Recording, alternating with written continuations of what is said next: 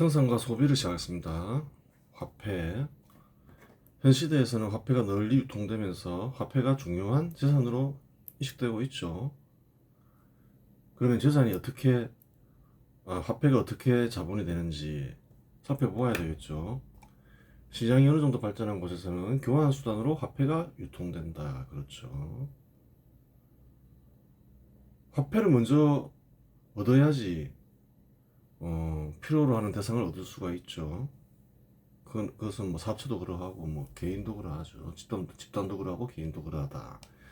화폐는 재산의 구성 요소인 일하는 수단과 소비 대상과 교환이 가능하니 그러한 곳에서는 화폐 역시 재산으로 인식된다.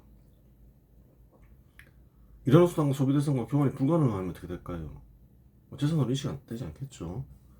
마찬가지로 화폐가 재산으로 인식되더라도 교환이 불가능해지면 더 이상 재산으로 인식되지 않는다. 화폐의 가장 중요한 기능은 뭘까요? 교환 기능이죠. 재산으로 인식되는 화폐는 필요한 것을 얻기 위한 작업수단이 되는 순간 자본이 된다. 화폐가 널리 유통되는 곳에서는 일하는 수단이나 소비 대상을 얻기 전 화폐를 우선 얻어야 한다. 즉 교환 수단이 되는 순간은 필요한 것을 얻는 작업수단이 되니 그러한 순간에 화폐는 자본이 된다. 또한 화폐는 빌려주는 대상, 즉 채권을 발생시키는 대상이 될 수 있다. 채권은 소득을 얻는 수단이니 자본이다. 따라서 채권을 발생시키는 대상이 되는 순간 자본이 된다. 채권이 될 수가 있죠. 채권이 될 수 있는 그 근본적인 원인은 뭔가요? 화폐가 교환 수단이 되기 때문이에요. 그러면 달리 얘기하면 교환 수단의 기능을 상실하면 어떻게 될까요? 채권으로 기능할 수 있을까요? 기능이 안 된다. 그러면 그와 같은 사실을 확인해 봐야 될 거 아니에요. 그럼 차근차근 살펴볼 필요가 있죠. 세계 최초의 주화는 기원전 7세기 터키 지역 리디아 왕국에서 만들어졌다. 리디아 왕국은 금과 은의 합금인 일렉트럼을 사용해 주화를 주조하였고 이를 교환 수단으로 사용했다. 이 주화는 일정한 무게와 가치를 정부로부터 보장받았기 때문에 물물 교환의 불편함을 해결하며 널리 유통되었다. 교환 기능을 얻은 거죠. 자본으로서의 기능을 자본이 되는 거죠. 이제 교환 수단이 될 때 리디아 왕국의 수도였던 사르디스의 유적 중 하나인 아르테미스 신전 주변에서 대량의 주화가 발견되었고 사르디스 주변의 일부 무덤에서는 주화가 부장품으로 발견되었다. 부장품으로 발견되었다는 것은 뭔가요? 재산으로 인식되었다. 그전에는 재산으로 인식되지 않았죠. 왜 재산으로 인식되게 되나요? 교환 수단으로 활용되면서 이제 재산으로 인식되는 거죠. 즉 자본으로 인식되면서 재산이 되었음을 알 수 있어요. 이네들 리디아에서 화폐가 널리 유통되며 최소한 교환 수단, 즉 자본으로 인식되면 나아가 재산으로 인식되었음을 증명한다. 하지만 채권을 발생시키는 대상이 되었다는 직접적인 증거는 없다. 아니 뭐 교환이 이용되니까 뭐 채권을 발생시키는 대상도 됐겠죠. 근데 증거는 없다는 거예요. 분명히 그래 했겠지 뭐 이렇게 생각하는 거지. 세계 최초의 지폐는 11세기 송나라에서 만들어진 교자였다. 교자가 뭐냐 또 이럴 수 있잖아요. 그냥 지표를 교자라고 부른 거예요. 송나라에서는 상업활동의 급속한 성장과 화폐 수요의 증가로 인해 기존의 금속화폐 시스템이 한계에 부딪히자 이를 해결하기 위해 교자를 발행하였다. 교자는 초기에는 사적으로 발행되었으나 2023년 송나라 정부가 이를 국유화하면서 공식적인 화폐로 자리 잡았다. 그래요. 교자는 금속화폐의 대체 수단으로서 단순히 교환을 위한 도구에 그치지 않고 자본으로서 기능하기 시작했다. 교환 수단이 되면 이제 자본인 거죠. 교자가 자본으로 기능한 첫 번째 사례는 교환 수단으로 사용되었을 때이다. 교자는 대량의 동전을 운반해야 하는 불편함을 해결하며 필요한 물건을 얻기 위한 작업수단으로 사용되었다. 거래 규모가 커지면 그래요. 동전으로 해결하려면 그래야 힘들잖아요. 지폐를 들고 가면 편해지죠. 이는 교자가 단순한 교환의 매개체를 넘어 상업활동에서 자본으로 활용되었음을 의미한다. 송나라의 수도였던 가이펑, 개봉이죠. 한글로 읽으면. 가이펑과 같은 주요 상업도시에서는 교자가 활발히 사용되었으며 이는 상업경제의 번영을 뒷받침하는 중요한 요소가 되었다. 또한 교자는 채권을 발생시키는 대상으로서도 자본으로 기능하였다. 채권으로도 이용되었다는 거예요.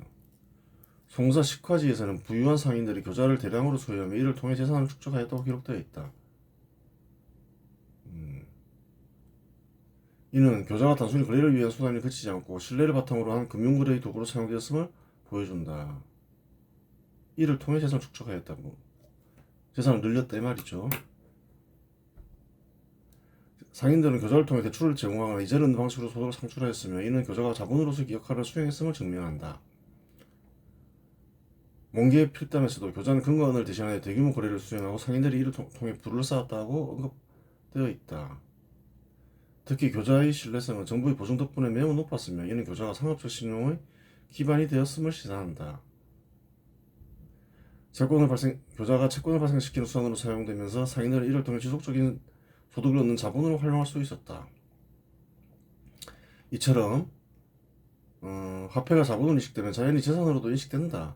고고학적 증거 역시 이를 뒷받침한다. 청두와 카이퍼 인근의 묘지에서 발견된 대량의 교자가 단순한 거래 수단을 넘어 사후에도 재산으로 여겨졌음을 보여준다. 즉 특히 한 부유한 상인의 묘지에서는 교자와 함께 금속 화폐가 발견되었다. 그래요. 화폐가 자본으로서 기능을 하게 되면 재산으로 인식되고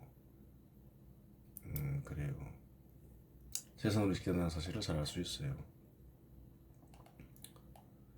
독일의 바이마르 공화국 반대 사례를 살펴봐야 되겠죠.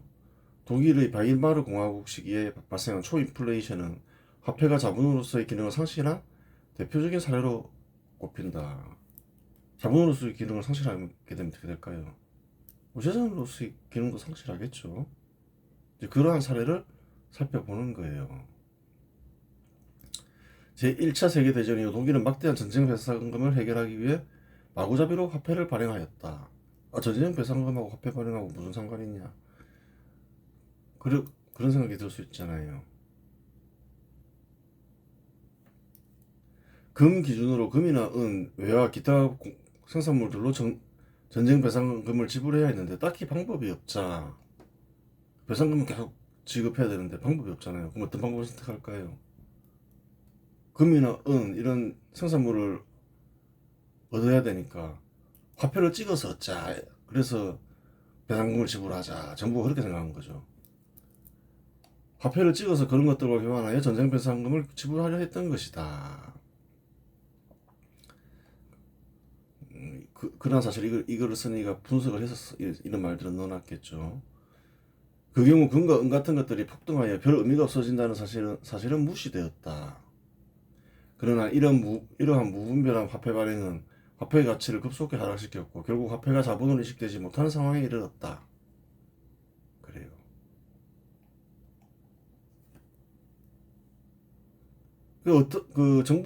현실의 정부들이 어떤가요? 어느 정도 화폐 만능주의에 다 빠져 있죠. 그래서 어떤 어려움에 직면하면 화폐를 찍어서 해결하자. 혹은 뭐 금리로 어떻게 해결해보자. 그런 시도가 늘 있죠. 그런 유혹에 늘 빠져요. 그러면서 말썽만 일으키죠. 한국에서도 그런 사례가 많죠.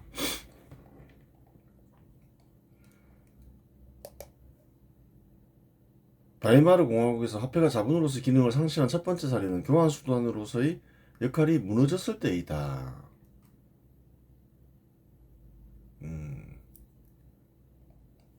그래요. 초인플레이션으로 인해 화폐 가치는 시시각 변동하였고 물건의 가격이 하루에도 몇 배씩 상승하였다. 이로 인해서 사람들은 화폐를 보유하기보다는 즉시 물건으로 교환하려는 경향을 보였다. 화폐는 더 이상 안정적인 교환수단으로 기능하지 못했으며 이는 화폐가 자본으로서의 역할을 잃게 되는 결정적 요인이 됐다. 자본으로서 역할을 잃게 되면 어떻게 될까요? 재산으로 인식되지 않게 되겠죠. 뒤에서 보기로 하고. 그러면 어느 정도 물가가 상승했느냐? 전쟁 배상금을 지불하기 위해서 막 찍어서 교환했다 이거죠. 1921년에는 한 12에서 20% 상승했다. 이 정도면 괜찮겠다 생각했던 모양이죠. 그래서 막 찍어냈죠. 22년에는. 그랬더니만 1달러가 7,400마르크가 됐다. 1000%가 뛰어버리더라. 난리가 나겠죠. 그래도 전쟁 배상금을 해결되니까 또 계속 찍었죠. 그랬더니 어떻게 됐냐. 1923년 수백억 퍼센트 계산이 안 되는 거죠. 그러면 어떻게 되나요? 교환수단으로 활용 안 되겠죠. 그럼 어떻게 될까요? 채권으로서도 기능을 하지 않게 되겠죠. 자본으로서 기능을 완전히 상실하면서 결국은 재산으로 인식되지 않게 되겠죠. 한번 보겠습니다. 또한 화폐는 채권을 발생시키는 대상으로서의 기능도 상실하였다. 화폐의 가치가 급격히 하락하면서 화폐를 기반으로 한 대출이나 금융거래는 사실상 불가능해졌다. 화폐를 사용하려 하지 않으니까 금융기관을 이용하지 않으려 할 테고 화폐를 통해서 그래요. 이자를 얻을 길도 사라지는 거죠. 바이마르 공화국 경제보고서에 따르면 은행들은 화폐 가치 하락으로 인해 대출을 지속적으로 중단하고 대출이 의미 없어져 버린다는 거죠. 채권을 발생시키는 대상으로서 제외돼 버리는 거죠. 기존의 채무 관계 역시 무의미해졌다고 기록되어 있다. 이는 화폐가 금융거래의 기반이 되는 신뢰를 잃었음을 보여준다. 채권을 통해 소득을 창출하는 구조가 붕괴되면서 화폐는 더 이상 자본으로 긴정할 수 없었다. 그래요. 그러면 이제 어떻게 됐느냐? 이 시기에는 화폐 대신 물물교환이 다시 활성화되었으며 이는 사람들이 화폐를 자본으로 인식하지 않았음을 상징적으로 보여준다. 독일 경제사에 따르면 사람들은 빵 한 덩어리를 얻기 위해 술이 가득한 지폐를 사용해야 했고 화폐는 더 이상 신뢰받는 자산이 아니었다고 언급되어 있다. 이는 화폐가 자본으로서의 기능을 완전히 잃었음을 의미한다. 이처럼 화폐가 자본으로 인식되지 않으면 자연히 재산으로도 여겨지지 않는다. 고고학적 증거와 문헌 기록은 바이마르 공화국 시기에 화폐가 단순한 종이 조각으로 전락했음을 보여준다. 당시의 화폐는 벽지를 대신하거나 장난감으로 사용되었으며 이는 화폐가 자본으로서의 가치를 완전히 상실했음을 보여준다. 화폐는 뭔가요? 소비 대상인가요? 기본적으로 어떤 목적으로 고안됐나요? 작업수단으로 고안됐죠. 화폐로 그래요. 화폐 그 자체로 뭔가를 해결할 수 없잖아요. 교환 한 걸로 해결하지. 욕구 욕망을. 철저한 작업수단으로 고안됐는데 어떤 작업수단인가요? 교환을 위한 작업수단이라는 거예요. 교환 기능을 잃는 순간 다 사라지는 거죠. 그런 사실을 알아야 되는 거예요. 또 최근에도 사례도 있죠. 사례가 많지만 또 너무 옛날 것만 하면 현 시대는 달라진 게 아니냐 이럴 수 있잖아요. 또 최근 거를 봐야 되겠죠. 베네수엘라에서 발생한 초인플레이션은 화폐가 자본으로서의 기능을 상실한 현대적 사례로 꼽힌다. 2010년대 중반부터 시작된 경제 위기 속에서 베네수엘라 정부는 석유 가격 하락과 경제 운영 실패, 즉 국제 정책이라고 불리는 포퓰리즘 정책을 지속적으로 실시하기 위해 대규모 화폐를 발행하였다. 베네수엘라는 옛날에 잘 사는 나라였죠. 그러다가 이제 포퓰리즘 정부가 들어섰죠. 석유가 중요한 재산으로 인식되고 그러니 또 많은 이익을 창출한다 생각하니까 그게 있으니까 한번 사회주의 해볼 만하다. 생각을 했겠죠. 똑같이 잘 살아보세요. 한번 실현해보자. 이 석유를 가지고서. 굉장히 위험한 생각이죠. 예전에 뭐라 했나요? 이 역사를 쭉 보면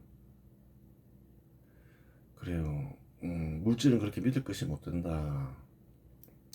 새로운 물질이 계속 개발된다.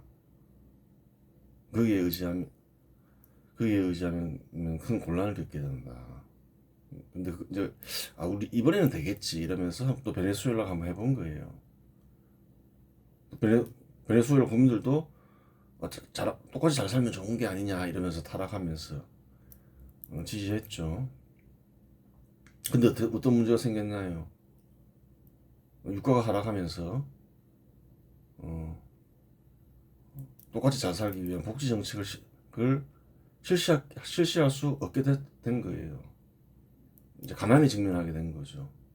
근데 그것을 감춰야 되나요? 아니면 솔직히 고백해야 되나요? 고백하면 이제 책임을 져야 되는 거죠.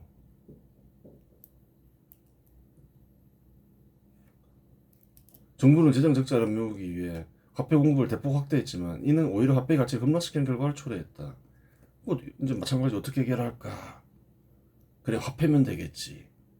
화폐 찍어보자고 찍었다는 거예요. 그러면서 계속 이제 감당 안 되는 포퓰리즘 정책을 지속하려고 했죠.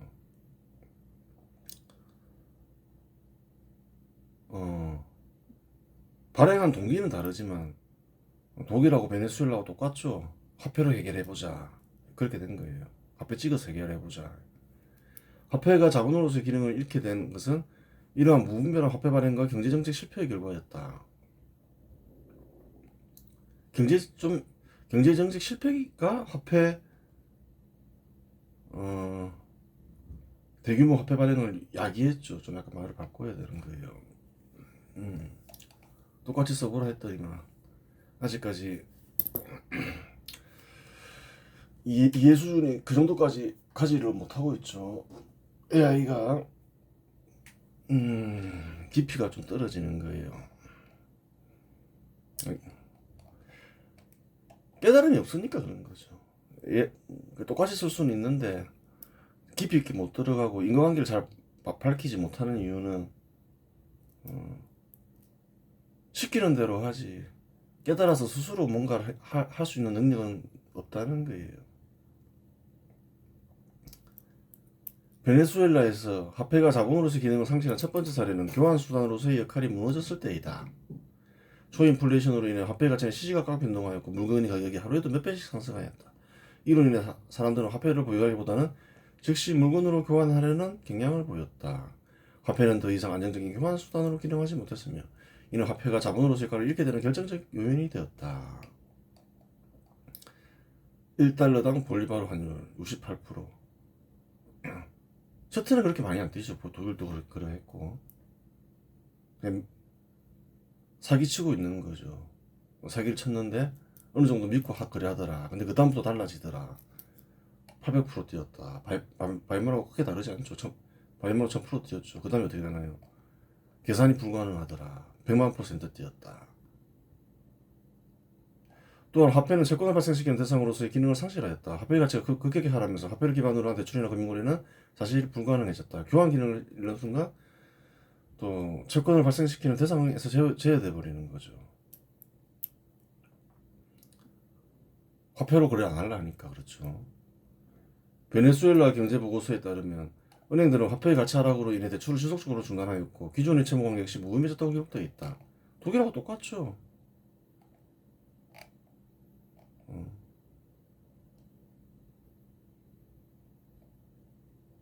바이마르 공화국 경제보고서나 똑같아요. 베네수엘라 경제보고서나 교환수단 기능을 상실하는 순간 그래요. 금융기능도 채권으로서의 채권을 발생시키는 대상에서도 제어돼 버리더라. 이는 화폐가 금융거래의 기반이 되는 신뢰를 잃었음을 보여준다. 채권을 통해 소득을 창출하는 구조가 붕괴되면서 화폐는 더 이상 자본으로 기능할 수 없었다. 은행은 그래요. 화폐 뭐 여러 가지 은행이 존재하는 이유는 여러 가지가 있겠죠. 뭐 지급 결제를 원활하게 하고 또 이제 중요한 건 뭔가요? 화폐 채권으로서의 채권을 발생시키는 대상이 화폐가 되니까 그걸 잘 이용해서 수익을 만들어내죠. 그래요. 이 시기에는 화폐 대신 물물 교환이 다시 활성화되었으면 이는 사람들이 화폐를 자본으로 인식하지 않았음을 상징적으로 보여준다. 베네수엘라 경제사에 따르면 사람들은 식료품 한 봉지를 얻기 위해 가방 가득한 지폐를 사용했고 화폐는 더 이상 신뢰받는 자산이 아니었다고 언급되어 있다. 이는 화폐가 자본으로서의 기능을 완전히 잃었음을 의미한다. 그래요.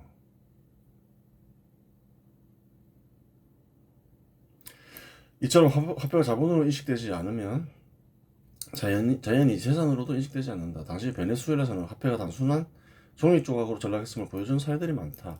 화폐는 장식품으로 사용되거나 심지어 공예품으로 재활용되었으며 이는 화폐가 자본으로서의 가치를 완전히 상실했음을 상징적으로 보여준다. 그래요. 정리하면 다음과 같다는 거예요.